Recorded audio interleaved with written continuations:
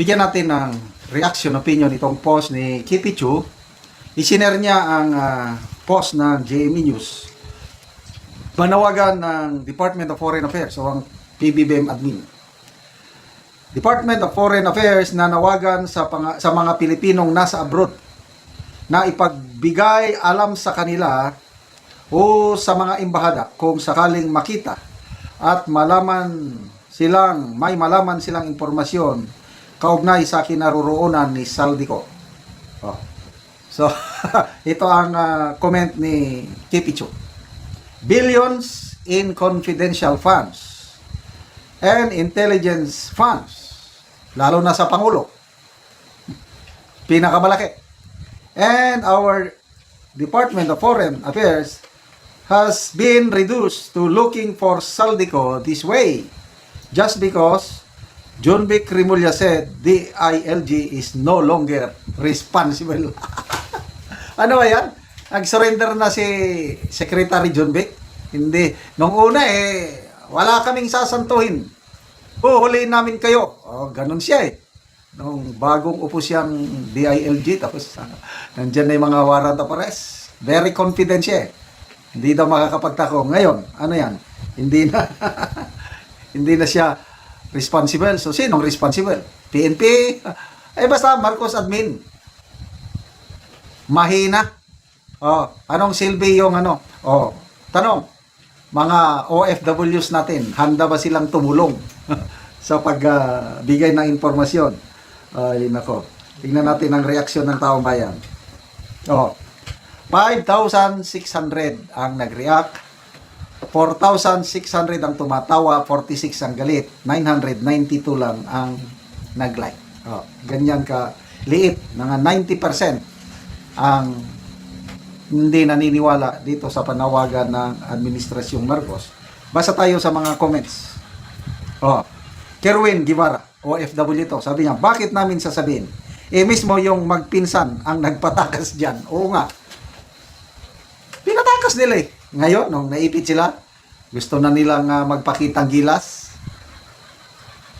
Huhuliin kunuhan. Drama-drama lang yan, di ba? McCoy Naladik, nasaan ang intelligence funds? Bots Ong Lazaro, ayaw nila mag-effort na hanapin pa, baka tumistigo pa, halatado naman ang galawan nila. Manny Kanama, that's pure drama in the making, ayaw naman nila pauwin si Ko, kasi baka kumanta pa. Raul Roa, hehehe, nung kakampi pa ng admin si Saldico, kahit saan magpunta, may nagre-report. O nga no? Nung hindi pa siya nagsalita, nung hindi pa nila iniipit si Saldico, nung wala pa siyang warrant of arrest, ayaw nilang i-cancel ang passport. Ang mga OFWs talagang sinasadya nila. May mga napapanood akong Facebook reel. OFW sa Europe, mga kaibigan. Manmanan natin na baka nandito si Saldico. Nandyan yung building na yan. Papasukin natin.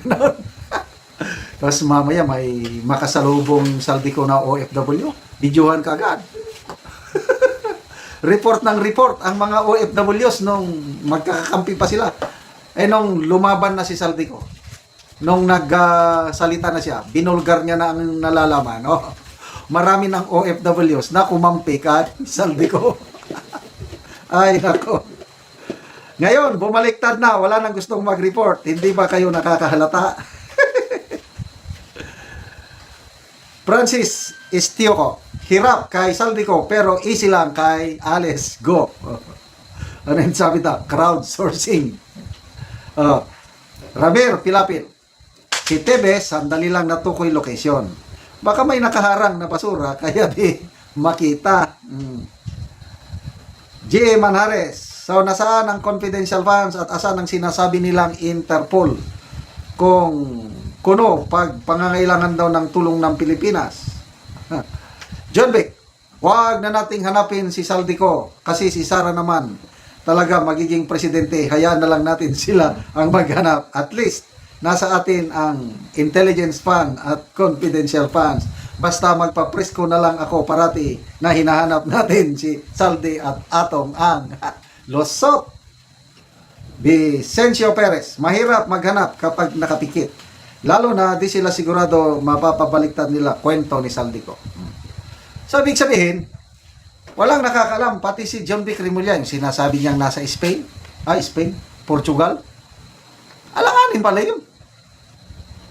Kasi kung totoong nasa Portugal, edi yung DFA o embassy sa Portugal, nagsabi na, nandito. Puros, ano lang talaga itong kay John Vic Remulla. Puros pang papreskon lang.